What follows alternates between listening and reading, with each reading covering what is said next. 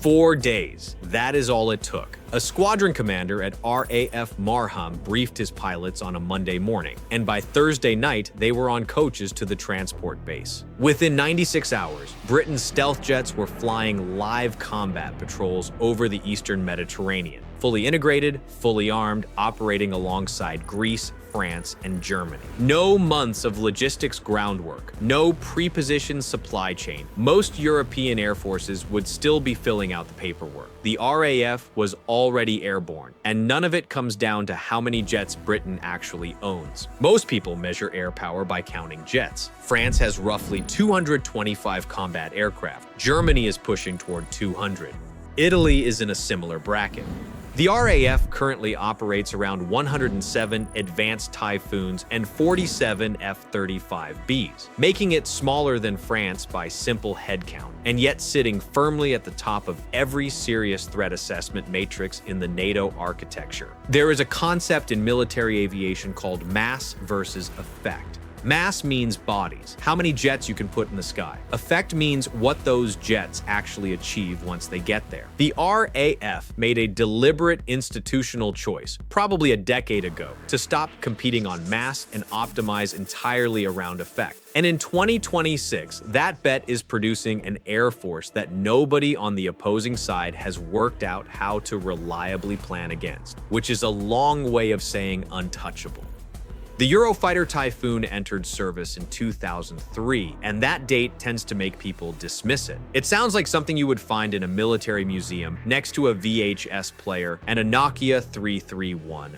The Typhoon that is currently patrolling NATO's eastern flank in Romania is not that aircraft. Under Project Centurion, 107 of the RAF's most advanced Tranche 2 and 3 Typhoons were equipped to fire the Meteor missile, assessed by most NATO analysts as the most capable beyond visual range air-to-air missile in operational Western service. It's no escape zone. The area in which a target aircraft literally cannot outrun or outmaneuver it is substantially larger than anything Russia's frontline fighters routinely carry into contested airspace. Alongside Meteor, those same jets carry Storm Shadow for long-range ground strike and Brimstone for precision anti-armor work. One airframe, 3 completely different threat categories addressed simultaneously. The UK also invested in a new active electronically scanned array radar for Typhoon, which changes how the jet hunts at a fundamental level.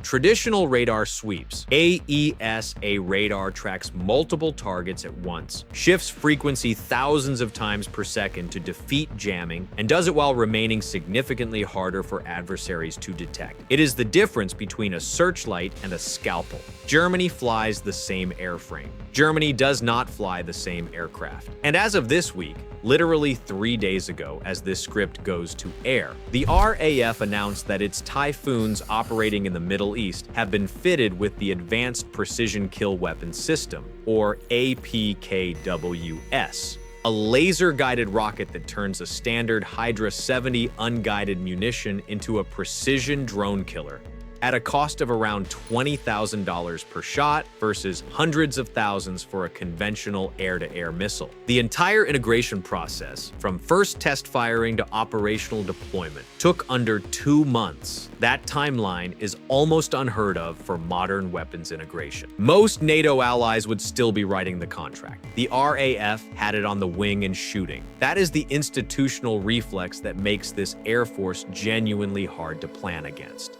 Now the F-35B. Britain chose the short takeoff and vertical landing variant specifically because it can operate from aircraft carriers. That choice looks expensive. Here is what it actually buys. An F-35B pilot on the 2025 Indo-Pacific deployment described it plainly. The aircraft can go where others simply cannot.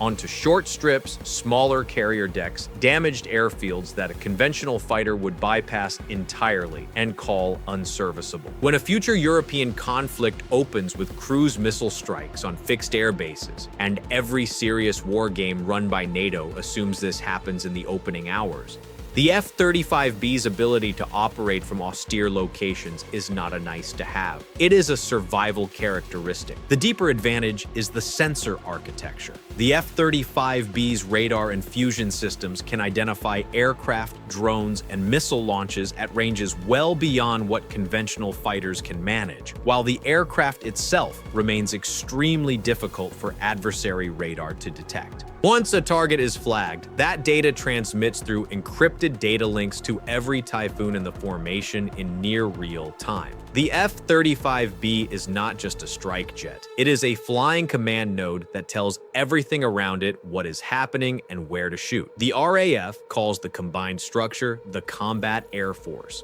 a single command structure where 4th generation and 5th generation aircraft operate on the same sortie, sharing the same picture as one networked unit. Other European air forces operate one or the other. Britain operates both simultaneously, and the combination punches considerably above what either jet could achieve alone. In February 2026, when regional tensions in the eastern Mediterranean spiked sharply, the UK deployed 6 F-35Bs from RAF Marham to Cyprus within days, joining 10 Typhoons already operating in theater. 6 jets, 10 already there, operational from landing. The Voyager refueling fleet is one of the primary reasons the RAF's combat reach extends well beyond what the fighter count implies, and nobody ever puts it in the thumbnail. In a conflict scenario where Britain needs to push air power into the Baltic, the Black Sea, or deep into the Middle East, those tankers are what make the round trip possible. The RAF's integration of air-to-air refueling into routine combat operations demonstrated repeatedly across 2025 and 2026 deployments, including Red Flag in Nevada, High Mast in the Indo-Pacific, and now Biloxi over Romania, is mature in a way that many European air forces have not yet operationalized. Above the tankers sits the intelligence and surveillance layer. The RAF operates the Boeing P-8 Poseidon for maritime patrol, hunting submarines and surface threats across the Atlantic, the North Sea, and further, a capability gap that several European nations are still trying to close. The E-7 Wedgetail airborne early warning platform is coming online now after a painful transition period, providing the high-altitude radar picture that ties the entire air battle network together. Think of Wedgetail as the referee, except the referee in this case is armed with information that determines who dies. The transition gap, where the RAF retired the E-3 Sentry and was waiting for E-7, was about as comfortable as fitting a car alarm with no locks. The RAF also deployed its own layered counter-drone defense architecture this year, a system combining AUKUS detection, ninja electronic disruption, and rapid sentry missile interception to protect its forward air bases from persistent UAS threats. That is not a future program. That is operational, in the field, protecting the jets that protect NATO. The combat aircraft are the tip of the spear. Everything described in this section is what gets the spear to the target. It is also, frankly, a large part of why no serious European air force can replicate what the RAF does on a given Tuesday, even if they had the same number of fighters. The RAF does not fight alone. And the second half of that equation is where the argument gets genuinely difficult for Britain's competitors to answer. The UK's carrier program puts 2 Queen Elizabeth-class ships in the fleet, the 2 largest warships Britain has ever operated. Each carries a mixed air wing of F-35Bs, helicopters, and future drone platforms, deployable anywhere on the planet. No permanent basing required, no host nation permissions, no calling ahead to ask if Britain can park its jets on someone else's runway. The carrier goes where British foreign policy requires it to go. The air wing goes with it. In November 2025, HMS Prince of Wales conducted NATO exercise Falcon Strike, with up to 24 F-35Bs embarked during the exercise period, the deployment at which the Lightning Force achieved full operating capability. France is the only other European NATO member with fixed-wing carrier strike capability. And France's Charles de Gaulle is nuclear-powered and requires catapult launch systems, a maintenance and basing constraint the Queen Elizabeth class simply does not share.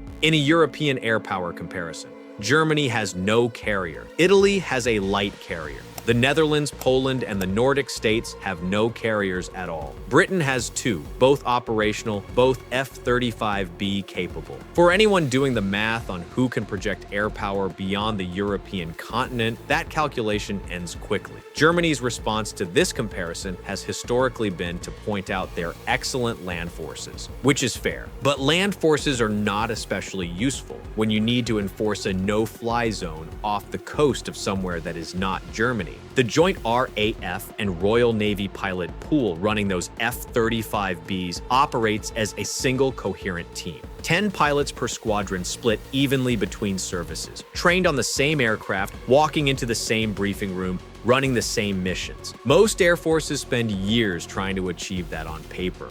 The RAF and Royal Navy do it operationally, thousands of miles from home. And then, in 2025, the UK announced something that genuinely surprised a number of analysts. At the NATO summit at The Hague, Prime Minister Starmer confirmed that Britain would acquire 12 F-35A aircraft, the conventional land-based variant, specifically to join NATO's nuclear sharing mission. The F-35A would be available to fly a tactical nuclear strike role, reintroducing an air-launched nuclear capability to the RAF for the first time since the Cold War ended. Britain already has submarine-based nuclear deterrence covered. The F-35A adds a second layer, one that sits on a runway in Norfolk and can, in theory, ruin someone's entire week somewhere near Moscow.